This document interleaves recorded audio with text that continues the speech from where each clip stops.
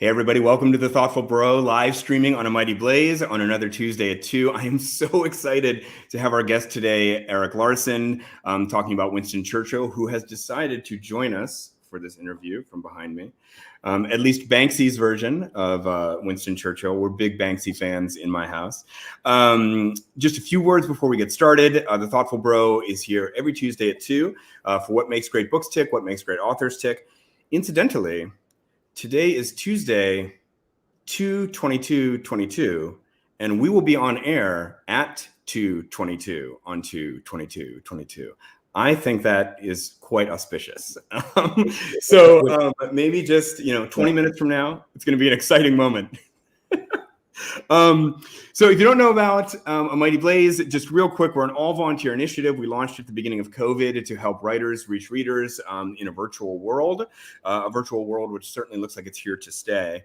If you want to support us at A Mighty Blaze, we're not asking for your money. Just follow us on Twitter, Facebook, or YouTube, or Instagram, or wherever you get your social media.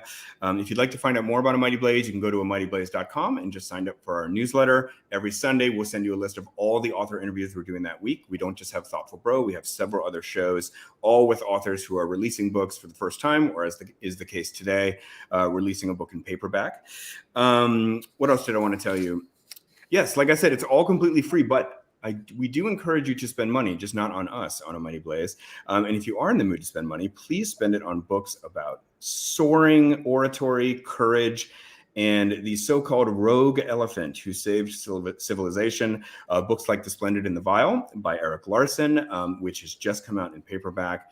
It's an absolutely terrific read and the latest in a string of bestsellers by Mr. Larson. If you want to ask Erik a question, you can just pop it into the comments wherever you're watching, Twitter, YouTube, Facebook, and they will make their way over the internet to me, and I will ask Erik, and we'll even put it on screen for you with your name. Don't be afraid. But without any further ado, let's introduce Erik. Erik Larson is the author of 6 New York Times bestsellers, including The Devil in the White City, which is going to be a Hulu limited series. Another book of his, In the Garden of the Beast, is under option by Tom Hanks for a feature film. He recently published an audio original ghost story, No One Goes Alone, which also has been optioned by Netflix. His most recent book is The Splendid and the Vile, a saga of Churchill, family, and defiance during the Blitz. It examines how Winston Churchill and his so-called secret circle went about surviving the German air campaign of 1940 and 1941. I think NPR said it best when they said, there are countless books about World War II, but there's only one Erik Larson. NPR went on to say it is a bravura performance by one of America's greatest storytellers. So Erik, thanks for coming on the show. Pleasure. Great. Well, we're going to get into a lot of stuff in this interview. As always on The Thoughtful Bro, I'm trying to kind of ask Erik things that he hasn't been asked before, or maybe in ways he hasn't been asked, because Erik does a lot of media and his books are just so popular. He's been interviewed lots and lots of times. On this show, we're going to be talking about the very curious, almost bizarre figure that is Winston Churchill. We're going to be talking about the psychology of being bombed and what that does to a person, and kind of even some of the positive effects it has on somebody. And we're also, I'm going to save this till the end, but we're going to talk about a very interesting historical tidbit in which in the White House, Churchill met FDR when he was completely naked. So we'll talk about that at the end. I didn't know that before reading this book, and it's fascinating to say the least. But Erik, so we have to actually start in a place that you do start a lot of these interviews, and that is why another Churchill book. And there's an old saying I've heard about, writing any kind of book, which is you either want to write something no one has written about or something everybody writes about. And I've also heard you say that it's all in the telling, and it's just sort of, you can always kind of reinvent an old story, I guess, if you have the chops. But, how did you think about this and whether there needed to be another book and you were the one to tell it? Well, when I first got into this, I actually was not thinking in terms of how much. Rather foolishly, I was not thinking about how much had already been done. What was motivating me was a very specific idea that had come to me, sort of a specific window to look at Churchill, which actually turned out had not been open to as a way of viewing him before. But what had happened was I was living in, my wife and I were living in Seattle. Our kids have flown the coop, and we decided to, hey, what the hell? We're going to move to Manhattan. I've always wanted to live in Manhattan. That's where we are now. I'm at a hotel at the moment, but anyway, so I moved to Manhattan, and right away I had this epiphany. And this may sound like a duh moment to people, but I had this epiphany about what 9/11 meant to New Yorkers. And how much more powerful the whole event was than it was for those of us like in Seattle or and elsewhere who had watched this unfold in real time, on CNN and so forth. But New York, I mean, this was their home city that was under attack. So I started almost instantly thinking about the Blitz era, as we often incorrectly refer to this. The Blitz was a subset of a much larger and more significant German air campaign that lasted essentially from May 10, 1940 to May 10, 1941, conveniently from a narrative perspective, may I say.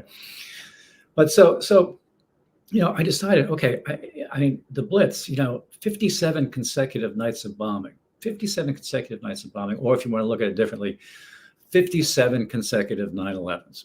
Now, 9/11 threw us for a loop. We're still reeling, I would argue, right, today from the effects of 9/11.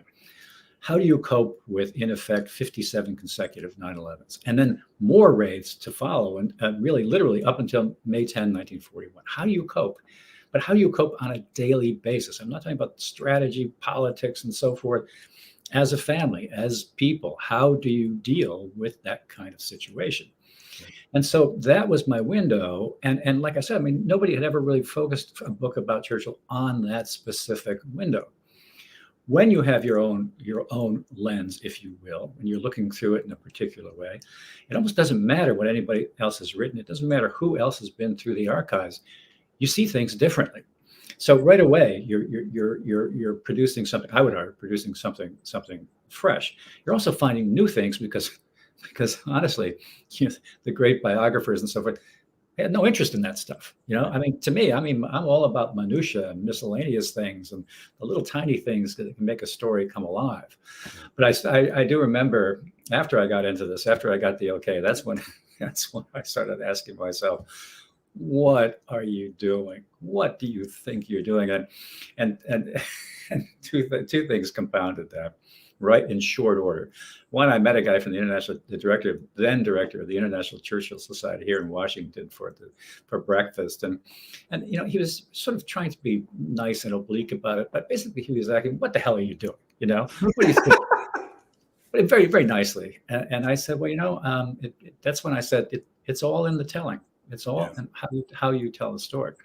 The second thing that happened that really shook me was when my middle daughter and I met for a drink for lunch and a liquid lunch in Manhattan, a great place called the Bar Sardine, which alas is closed because of the pandemic. But anyway, we met there for lunch. I don't usually talk about what I'm working on with anybody, not my daughters, with my wife, yes, but not my daughters, not friends. It's best to, as Hemingway says, just not talk about it. Right. So, but we're very pleasant. She asked me flat out what I was working on, and so I told her, and she actually looked at me with this look of deep concern, like, but Dad, she said, but Dad, so much has been done, and that was rattling around my head forever. I should add a footnote to that, though, is that after the book was done and published, and she read the book, she apologized. Oh, felt that I had actually really done something new. That's great. Well, Erik, let me ask you, describe for me, is there like a moment when you, know that you have the book? And so, for example, like this moment where you've just crossed a threshold and you're like, I know I can write this book. I've done it. And maybe these moments either happened before or after that moment. I don't know. And then conversely, I'm also sort of interested, have you ever gone pretty far down the road and then like that moment hasn't happened and you thought, I actually don't have this book, and you've abandoned a project? Okay, so you've asked me two questions, which is right away a challenge, because I'm going to have to remember both of them. I'll remember them. Good. So you're telling me the first question, is there a point when I know that I've got this thing? right? When I've got Yeah. this thing there. I would argue it depends on the book, but in this case, it really typically it's when I have the first draft done. I know it's a long haul before you realize, yeah, I think I can do, I think I can do this. Right. But it's when I have that first draft done that I know it's a book. I know it's a book. May not be a good book, maybe a great book, I don't know, but I know it's a book. And that is the best phase of the whole process, because then I get to sit down without the continual angst about, do I have this or not? I get to sit down and rewrite the entire thing, cut and paste, move things around, edit. And that's where the fun comes in for me, at least on the writing phase. And that's where the art actually comes in. So I know it there, but going backward to the origins of the story, I always do a book proposal. Yeah. My agent says, you really don't have to, just write a letter. And I'm like, no. So the proposal for this book was like 85 single space pages long. And it's basically an educated guess about what's out there, what I'm trying to do, what I'm trying to achieve. And it includes, all importantly, it includes a capsule outline of the entire book, like a paragraph or two on each chapter. And why that's so important is because that's where the central arc of the book identifies itself. And if there is that arc, and by that I mean if there is this source of energy that will propel readers throughout the entire book, and I think I've got it and I know where the sources are, pretty confident that I have a book. Not first draft confident, pretty confident enough that I jump into the pool and start swimming. Now, whether I get to the end of that or not, I don't know. You asked me about things that have failed, essentially. Thank you for reminding me of all those things. I have gotten to the point of doing complete proposals on 2 projects, which then I realized I pulled them out. One in particular was the most bizarre thing. I went through this great proposal, and it had all the right elements, I felt, and then I hit send, sent it to my agent, and as soon as I hit send, I realized, no, this is not going to work. I mean, all the details are there. Somebody else could do this book, but it lacked. I couldn't really quantify it at the time. I still can't, but for lack of a better expression, it lacked heart. Lacked heart. So that was one example of something where I went way, way down in the process. Lots of fantastic details. I mean, I don't even want to say what it's about, because who knows? It may come back to me. Right. There may be a reason that this book does suddenly have heart because of some event that happens, and wherever. I just love that you use that phrase, because definitely that was sort of what I wanted to know, is like, what is it about a project that doesn't work? Can you kind of pinpoint it? And the idea of heart, and I've never thought of. Sorry, go ahead. There's another one that didn't work. It was sort of a different, more of a structural element. It was something I really loved, and I've been toying with for the better part of a decade, over a decade, coming back to it, hoping that I could find some way to tell this story, but each time running up against the central issue, which was it had a first act, it had an amazing second act, and well, the first act was amazing too. It had no middle act. No middle act. And I couldn't get around that fundamental logistical strategic problem. So anyway, go ahead. No, it's just fascinating. I love that there's also structural issues that you're thinking about in these proposals and whether that works. But heart is just something I've never thought that word when I think about your work. But now that you say it, I think it is something all your books have, and it is just. I mean, certainly this book is just overflowing with heart. And I also think that's kind of a reliable thing that makes people want to hear about stories, is the heart that they have. Now, speaking of heart, let's just talk for a minute about Churchill.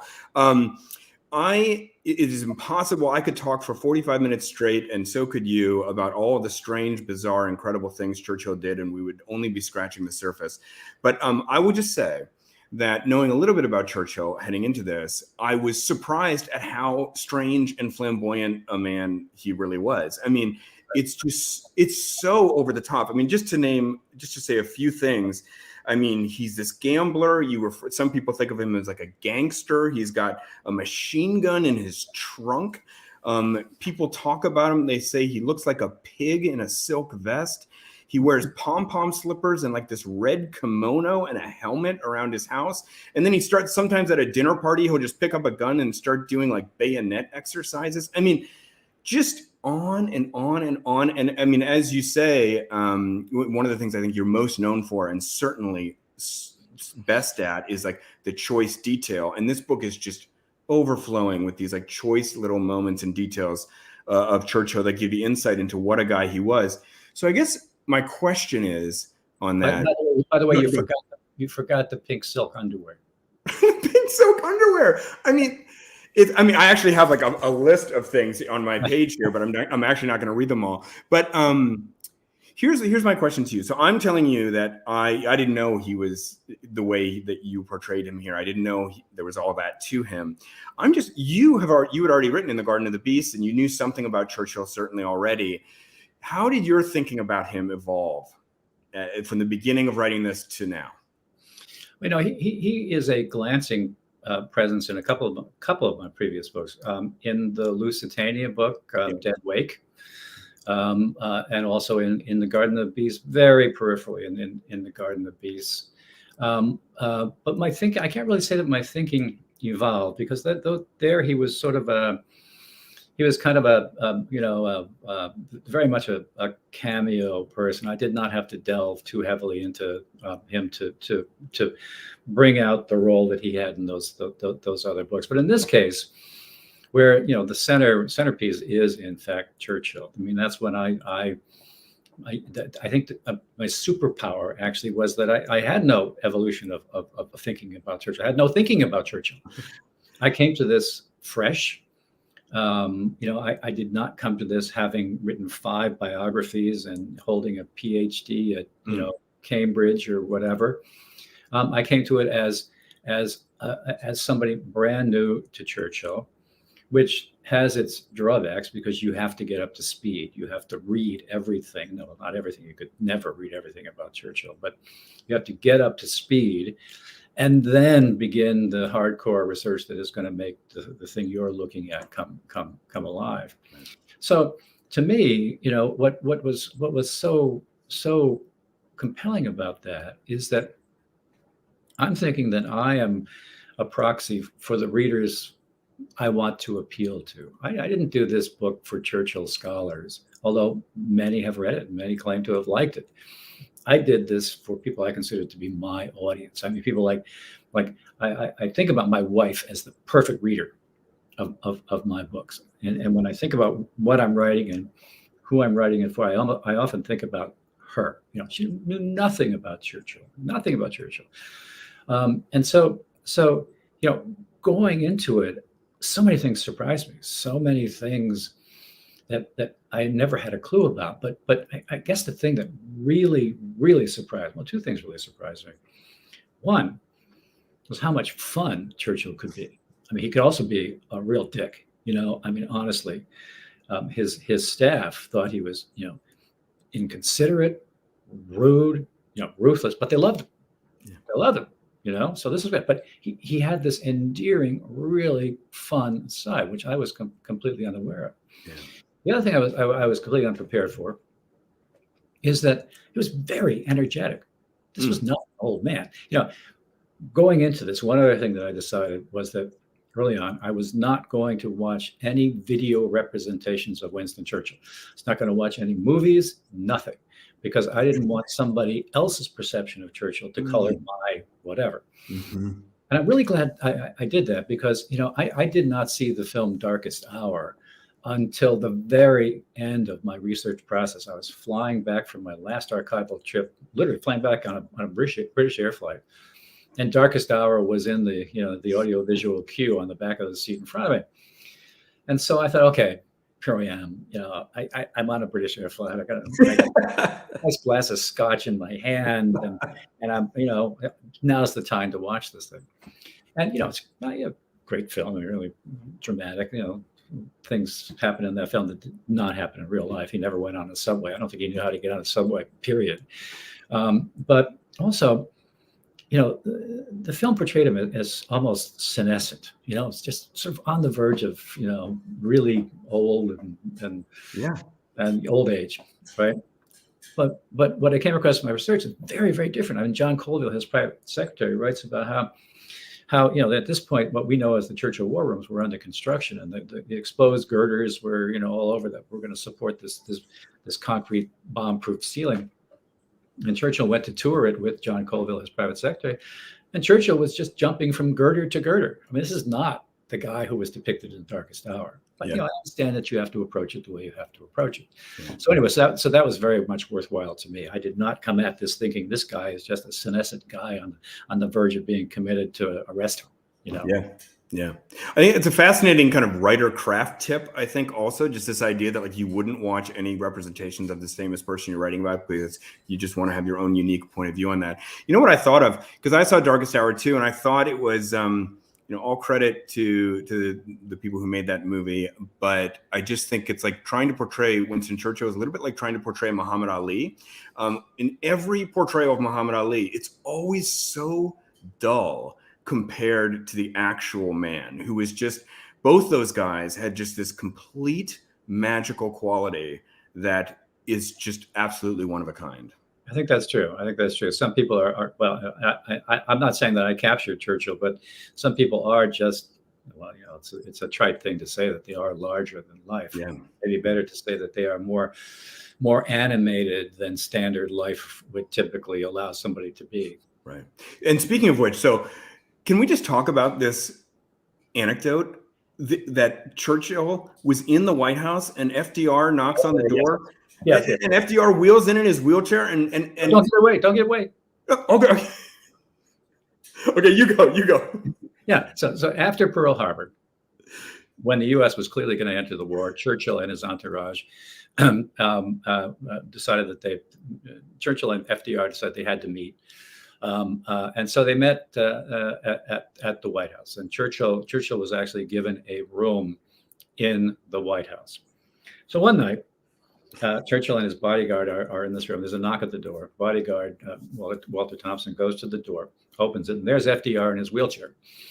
And as the bodyguard is watching FDR sort of looks around the bodyguard and gets this funny look on his face. And the bodyguard then turns around and sees that Winston Churchill is standing there, stark naked, with a drink and a cigar.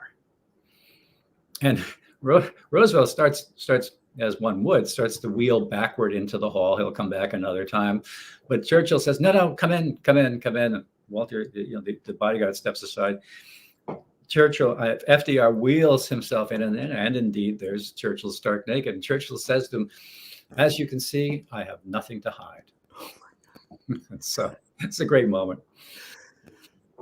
I mean, it is a great moment, but I mean, honestly, Erik, I was like, I think I read that wrong. I had to read it 3 times to think that this is really a thing that happened in the White House. I mean, can you just opine on that for a moment? What does that say about Churchill? Or, I mean, how did that, when you found that out, did it strike you the way it struck me? This couldn't have happened.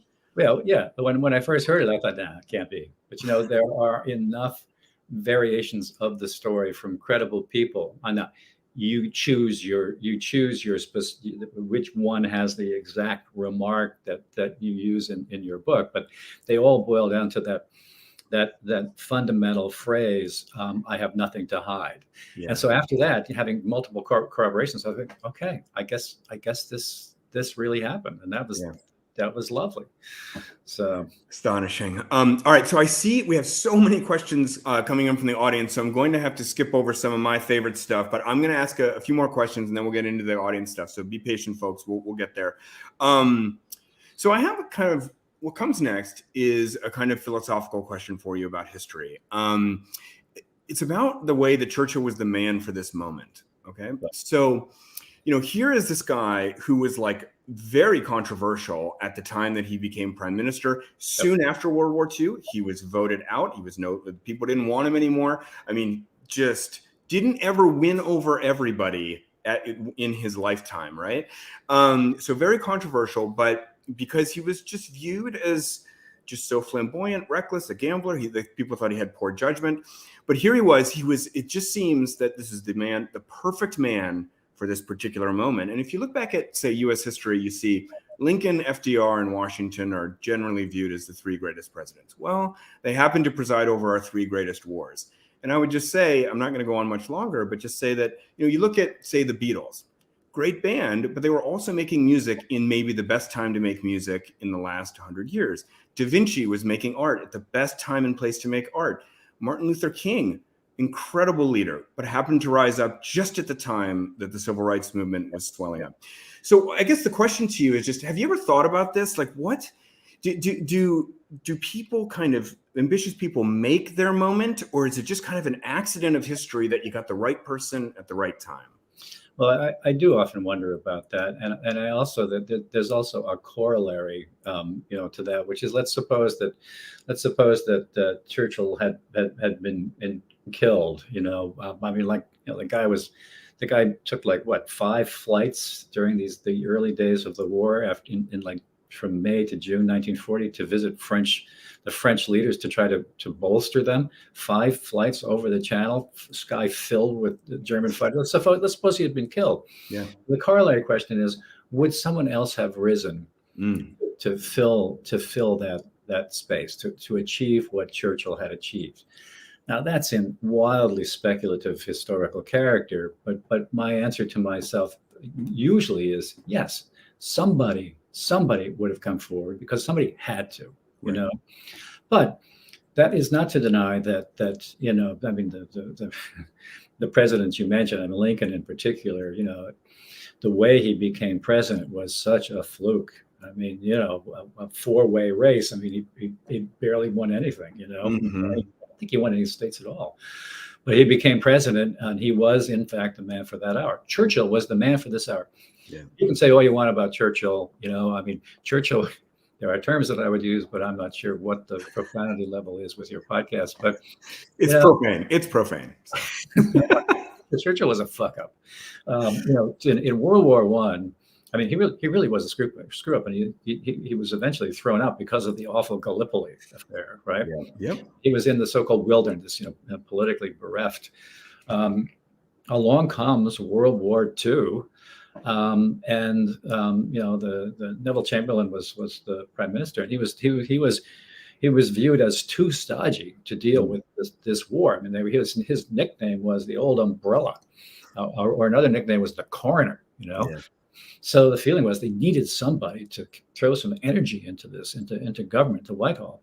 Right. And the choice was Winston Churchill. And even after he was anointed, people were really deeply concerned. It's the king who has to sign off ultimately on that. And he was really wary of Churchill and his staff. John Colville, who became one of his most loyal, the private secretary, who became one of his most loyal adherents. He was really afraid of what was going to happen. Here was this wild, loose cannon.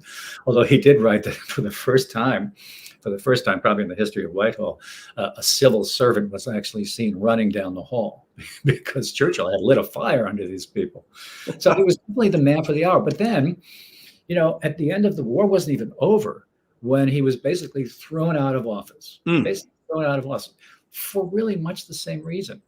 The British had been through this horrible war. It was time now to get back onto a stable track, and Churchill was just too wild. And so now it was time to have somebody else take the job. But what I kind of marvel at is, as you know, Churchill came in for some flack last year. From mid, so let's say in the summer of 2020, in the midst of the Black Lives Matter movement, sure. Churchill, among others, was, because he was, in fact, at heart, he was a 19th century imperialist with all that means,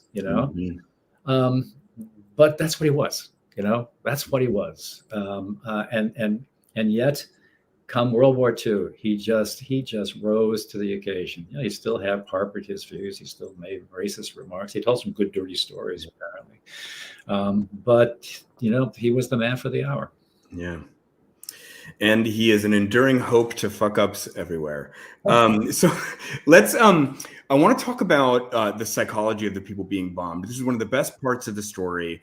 There is, I mean, I sometimes think of, you know, comparing that time when, you know, London's being bombed every night to our current crisis of COVID. And there's this kind of like sickening stress and malaise, this kind of like low grade stress that we are living in now that just seems to like beat people down into this depression. And I think like by contrast, it's just an interesting counterpoint to read your book during this time because, you know, let me just read a few quotes from the book. So there's this one diarist who says, "I have been bombed. Never in my life have I experienced such pure and flawless happiness." Then Pamela Harriman, who's the famous daughter-in-law of Winston Churchill, she says at one point, "It was a terrible time, the war, but if you were at the right age and at the right time and in the right place, it was spectacular." Yeah. And there's just so many instances of that. There's this other, just one other anecdote where Mary Churchill, the daughter of Winston Churchill, is in this club, and like the lights go out, you know, because of the bombing, and it sort of like turns into this orgy almost. I mean, it's like this like wildly exciting time, and people saying the best way to get somebody in bed is for a bombing to happen. To coin a phrase, there's this kind of joie de blitz. That's a good term. That's a good term. It's a good term, joie de blitz. So just tell me, you know, what's your take on all this and just the kind of like the optimism and hope and kind of these instincts that rise up in this time? Well, you know, first of all, it's hard to compare and contrast, you know, this period with the pandemic and with this period in World War II. I mean, both were existential in its sense, or are existential, but in different ways.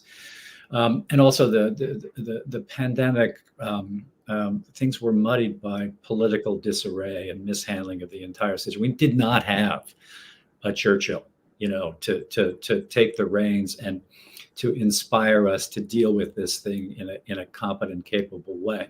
We had whack jobs doing whack job things, and bad things happened, and they're still happening. We got truckers blocking the city of Ottawa because they don't want to get a vaccine. I mean, come on.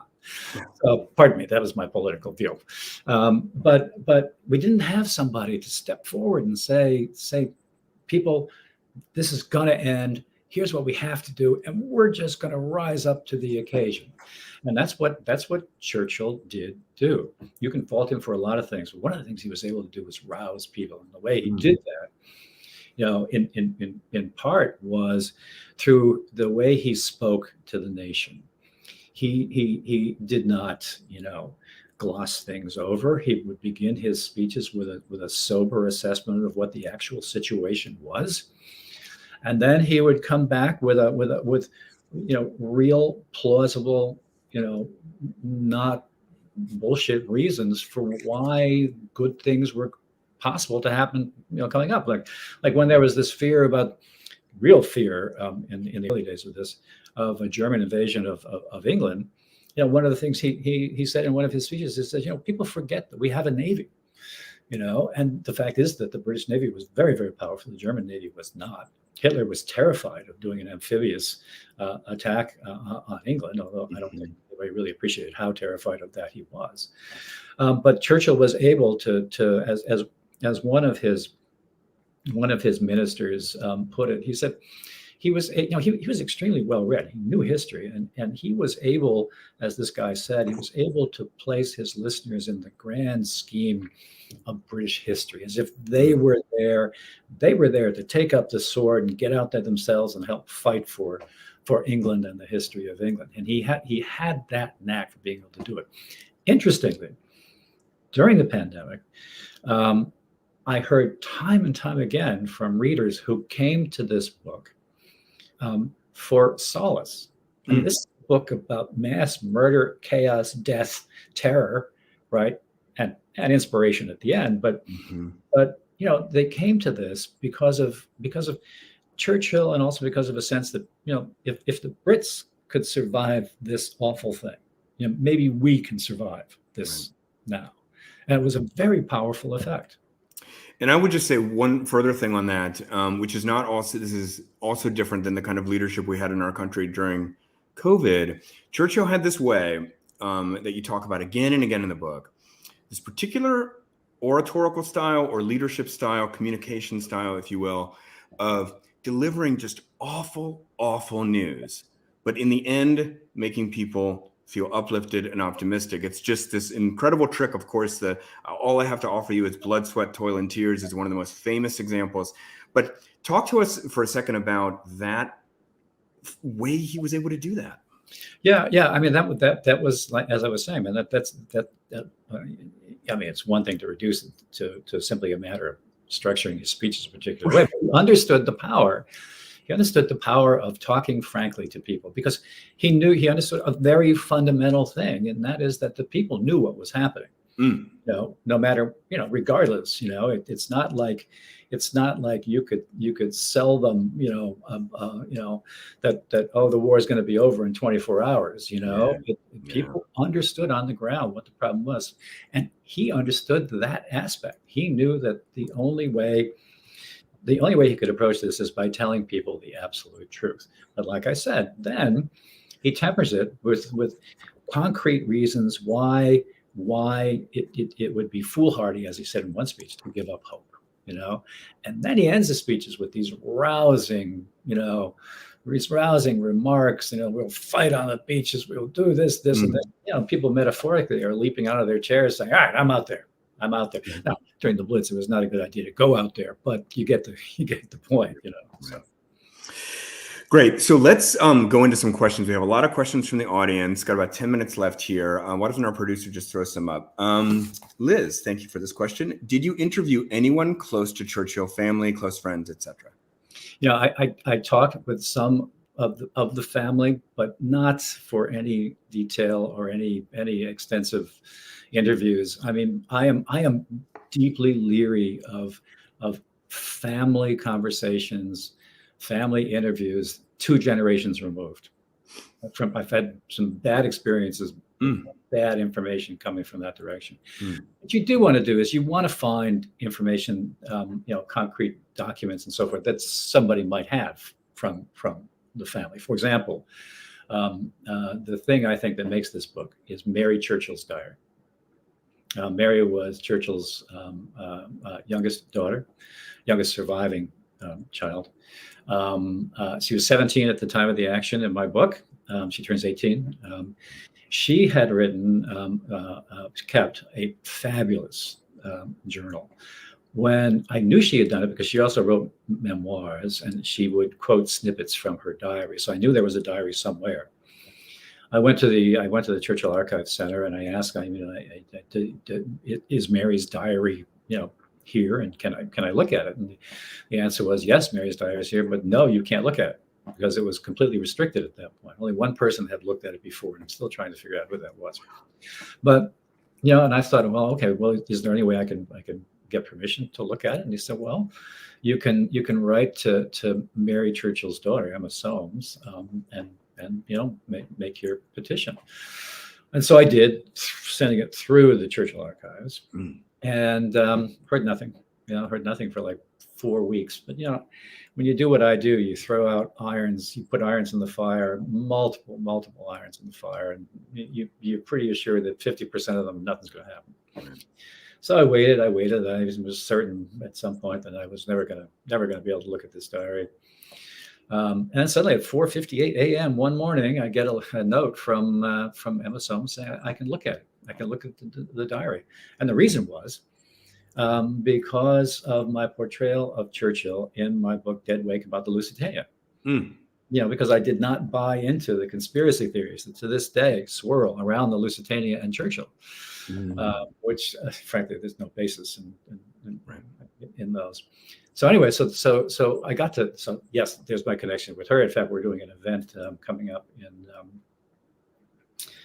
in April at the FDR Library in Hyde Park in New York, because she is publishing now Mary's diary. I did the foreword. Cool. So yeah, so it's kind of cool. Awesome. It's a long roundabout answer to your question, but anyway. Yeah. All right, let's have another question. So this is from Brad Parks. Brad is a thriller novelist, actually. The Splendid and the Vile was a jaw-droppingly good read. I'd love to hear about how Mr. Larson culled all his sources and then wove it together so brilliantly. Wow. Where do I begin? I mean, look, the thing is, when you do this kind of history, which people like to refer to as narrative history, I think that's as good a term as any, I guess. You can't do it unless you have the material. You can't be making things up. As I always emphasize in my author's notes, anything between quotes is from an actual historical document, diary, interview in a newspaper, trial transcripts being one of the absolute finest sources of information ever, although there weren't any in this case. You have to have this stuff. You have to have the most fine-grained things, telegrams, personal letters, and so forth. And so it's simply a process for me of just jumping into the archives, following every trail, and just doing that over and over and over, reading absolutely everything until suddenly one day I start thinking, I kind of have critical mass now. I think I could actually start writing this. The research isn't done then. I could start writing this, and that's when I go into my page a day mode, where I write 1 page a day. And my secret weapon is to stop. Even though I know maybe one day I could go for 5 more pages, I stop at the end of that page in mid-sentence, sometimes mid-paragraph, because I know, as we all know, that waking up the next morning is the hardest part of writing. And so when I get up the next morning, I sit down with my cup of coffee and my double stuffed Oreo cookie. I know exactly where I'm going to start. I'm going to finish that sentence and finish that paragraph, but it gets better than that because of the human brain. You leave anything unfinished, your brain, even though you're not aware of it, will process this. Will process this all day, overnight. So when you sit down at your desk the next day, not only are you, finish that sentence with a paragraph, you're going to finish that whole page, and you're going to be ready to write more. But again, you got to stop. You got to stop. So I get into that period, but I'm still doing research now. Calling all this stuff, getting everything together, you do not want to hear about my system, because it's like, it'll be like that scene in the film Airplane where they like people just hanging themselves as I'm just this process. But it is this arcane system of coding and indexing everything so that I can find it in an instant when I actually get down to writing. Because if you can't find it, if I know that Churchill wore pink underwear, right? And I put that in the book, but I can't find it. I can't use it. I got to be able to footnote it. I got to be able to defend the material. So you got to know where all this stuff is. I am still, I was just telling my wife about this the other day. I still am so angry at myself that there's a line from John Colville, the private secretary, that I know he said. I could not find it in my notes. I could not use it. And that's when he referred to the Queen's dogs as those stupid corgis. No, wait, but Eric, are they in like a file cabinet? Are they like stacked on your desk, these things? Yeah, they are. It's sort of like a malignant pipe organ. I've got documents, documents all over the floor on shelves. I mean, just really arrayed all over the place. Right. But I know exactly where they are in some weird twisted way. At that point, at that point, nobody comes into my office to clean. Nope. Right. All right, let's do a few more. There was a question that I really loved from Eric. Yes, from Eric Cullum. If there was one episode in history that you could write about, if you could somehow gain unlimited access to all the documents and all the people, what would that episode be? Well, the thing is, there are a lot of those episodes. I mean, Pompeii. If I could have that kind of fine-grained detail, the run up to Pompeii, this, that, and the other thing, that's a great story, right? But unfortunately, most of all the diaries and documents, up in smoke. Magellan, certain navigation of the globe. And I actually looked into it. There's not enough material. There's not enough material for me. Yeah. So yeah, there are a lot, and you get to the point, let's say the mid 19th century, prior to the mid 19th century. Well, no, actually, correction. I would say, up to and including the American Revolution in the 18th century, you can do a good narrative history because there is a lot of material that is available. I mean, you gotta deal with the whole F as S thing, from the old Right. writing. But once you get into a rhythm, it's fine. I actually had thought about doing a thing about the American Revolution, and I may yet do it. I'm still thinking about it. But prior to that, then you have a problem. You have a problem because of the lack of documentary information, of letters, things that give you a sense of immediacy. There are no telegrams. I mean, that kind of thing. So anyway. Yeah. Fascinating. All right, let's just do maybe two more quick ones from the audience. We had a bunch that came in. All right, hold on. My producer's giving me give me a second signal. All right. Well, while we're waiting, here we go. Which of your works are you proudest of, and why? Which was the most fun, and also which was the most fun for you to write? So this kind of verges into the territory of like when people ask me, which of my daughters is my favorite. Right. Yeah, I mean, this is not. I don't have a favorite book. Where I can talk about things being maybe more or less fun are the research phases, because every book is both a metaphorical journey but also a physical journey. Like I go places, I have to go places. Go to the scene of the crime. You always have to go to where things happen. You get a whole new perspective just by walking out the door. Mm-hmm. I mean, honestly, when I was doing In the Garden of the Beast, which is about Hitler's rise to power, but through the eyes of America's first ambassador to Nazi Germany and his daughter. When I arrived on my first research trip to Berlin and stepped out the door of my, actually, when I looked out the window of my hotel, which overlooked the Tiergarten, the park in the city, and I knew where everything was, where Hitler's office was, where the Reichstag was, where Dodd's rented house was, and so forth. I was suddenly struck by the fact, two things. One, everything was in walking distance. Everything was in a brief walking distance from the other. Gestapo headquarters, it's like somehow that was very important to know. And I would argue that in that book, that knowledge suffuses the book in little subtle ways. The other thing, and I don't know if this is somehow informs the book, but it may. I was struck by the fact that Berlin is a very flat city. And the first thing that came into my mind when I was looking out that window of my hotel was Corpus Christi. Texas, hurricane country. I mean, I don't know why that was. I don't know.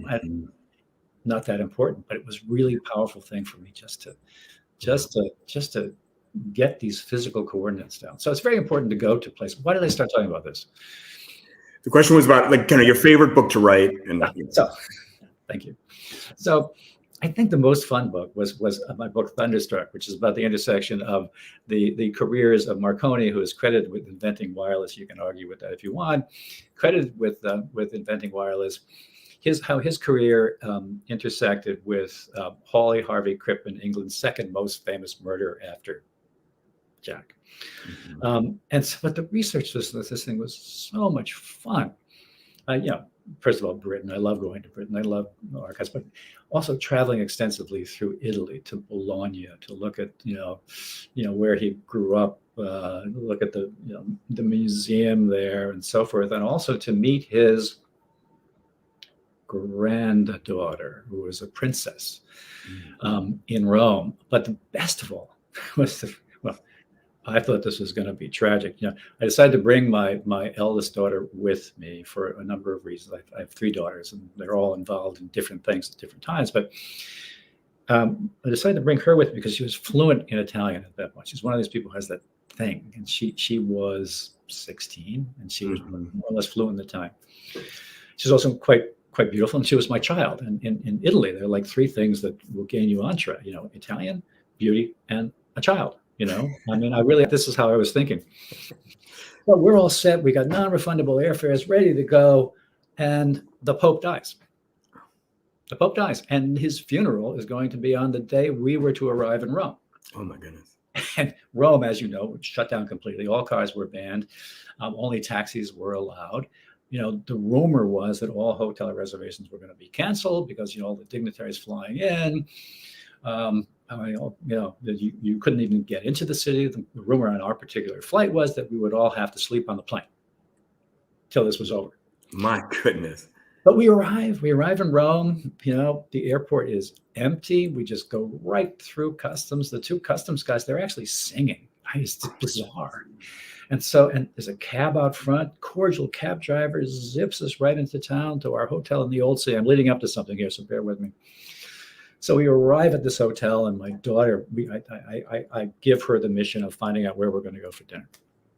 And so she goes to the guy who's at the door and is sort of flirtily asking him these things. And I swear he knew what was coming because he was very direct. He said, you go to this restaurant, Da Sabatino in the Old City. So we go there. We're sitting outside. It's a lovely night. It's only us and then 4 priests in a corner drinking Compt whiskey. This is Italy, and we're just sitting there. There's a central aisle down the outdoor part of the restaurant, and we're finishing up. And the waiter comes over. He sees we're about done, and he says, "You should order dessert." And he had this sort of like secretive thing in his voice. So we're like, "Okay, we'll have tiramisu," or twist our arms. Within like seconds, this caravan of cars came screaming into the piazza. About 6 little Italian, low-slung black Italian Alfa Romeo police cars, and one giant black Chevy Suburban. Mm-hmm. Let's ask yourself, how on earth did that thing even get into the Old City? You can't. How did it even move? My theory is they dropped it in just for show, a block away, and then they came. So here I'm trying to give my kid a good time. She was raised on the show Alias, and she's just whatever. Here are these cops, young, handsome guys, and they're screaming into the piazza, and the doors open, and they're hanging out the doors as the cars are moving with their guns drawn, pointing up at the rooftops. So I'm thinking, yeah, points for me. So this caravan pulls up, Chevy Suburban right at the edge of the central corridor of the restaurant, of the outdoor restaurant. Who steps out of the car but William Jefferson Clinton himself? Oh my God! It's his favorite restaurant in Italy. He was meeting I can't remember who he was meeting, some dignitary, the guy who was poisoned and then survived. The faces on Time magazine, I can tell you what it was. Anyway, so here comes Bill Clinton walking down the center aisle of this restaurant, and shockwave of charisma. I am telling you. Yeah. Maybe not so much now, but at the time, oh my God, a shockwave of charisma. Yeah. So we're there. He comes walking up. He looks down at my daughter, who's quite a beautiful young woman, and he says, "Well, hi." Of course he does. And my daughter looks it up at him, and he just says, "Hi." And that all the Secret Service guys, they were covering their guns because they knew I was going to kill this guy. Oh my God. That's why they're armed. That was one of many joyous events on the research trip for that book. Oh my gosh. What a story. All right. Look, we're like almost out of time here. Look, I mean, my producer made me promise we get to at least one more question. So just maybe a super quick one, if we could pop it up, just one more. All right. Here we go. Blaze question: how much brandy did you feel compelled to drink while channeling Churchill, and what is your favorite brand? Well, I think it's de rigueur when writing about Churchill to channel, whether it's brandy or whiskey or whatever. But yeah, I mean, in the course of the research, especially in bars in London, a good deal of Hennessy. I mean, that would Hennessy VSOP is just fine, thank you. Well, although actually he does bring to light a particularly nightmarish moment, though, when we were in one of these British bars, in fact, in our beloved hotel, but we didn't realize that this was not. This was London. This was not the Hennessy that we had actually thought was our usual. Right. We get the bill, $200. That's like, Jeez. if I'd known that, I would have just taken it to bed with me. I mean, No wonder Churchill was so in debt. yeah, but you know, the whole alcohol thing with Churchill was I have to say, was fascinating because Yeah. you know, he was not an alcoholic, Right. and nobody could ever cite an instance where he was actually like really like, you know, out of control, drunk. But I do find it fascinating, and sometimes I just think to myself, just my random, you know, thinking that, you know, somehow maybe like almost as if he were self-sedating, maybe that helped him get through the day. Because in the morning with breakfast, he would have a whiskey and water, but it was really virtually all water with just a tiny bit of whiskey. And that was sort of how he kind of went through the day, with doses of alcohol, lots of doses of alcohol, but it never accumulated in a way that seemed to impair him. So. All right. Well, look, we're going to wrap there. I have one last question for me before we wrap, which is, if Churchill could somehow come back, or if you just were able somehow to sit down with him and just you conduct an interview about this book, you have a career as a journalist. What would you want to ask him about most? It's a good question. I'm sure if you asked me tomorrow, I would come up with a different answer. But I think what popped into my head was I would want to ask him about the moment that he became prime minister on May 10, 1940, which was the day that that Hitler invaded the Low Countries. This is the day that the so-called phony war changed from a quiescent kind of war to the actual hot war we know today as World War II. That was a day that I think any rational individual who was just given a job of that kind would have found incredibly daunting. I mean, I, for one, would have said, look, I don't really need this job today. You can have it back. You know, right. I'm not equipped to deal with this. Yeah. But Churchill, he went to bed that night feeling better than he had ever felt before in his life. And I would want to have explored that. I mean, the sense of, some people call it manifest destiny, but this idea that he knew that one day he would be called to do something like this. Not exactly what the parameters were, but something like this. And he even says in one of his writings about himself, and there are many writings by Churchill about himself, he even said at one point that he actually wondered if there might not have been a divine component into his elevation to prime minister that day. But that would be what I'd like to talk about. Yeah, and it's just such a wonderful part of the book too. Just thinking that, you know, him talking at 65, this is the happiest day of my life, and this is kind of like what I've been geared towards my whole life. It's just a wonderful thing of a man meeting his destiny. Yeah, I mean, if I'd been there, I would have been seriously considering. You know, a great book would be, you know, the first 24 hours. If you could actually be there with him, go through this whole thing with all the detail. Wonderful. Well, folks, thank you so much for joining us. Erik, thank you so much. Everybody who asked a question, I'm sorry if we didn't get to it, but thank you so much for everybody for watching. This has just been wonderful, Erik. What a pleasure. Pleasure. A lot of good questions. Thanks. It's fun. Great. All right, folks. We'll see you soon on Unthoughtful Bros.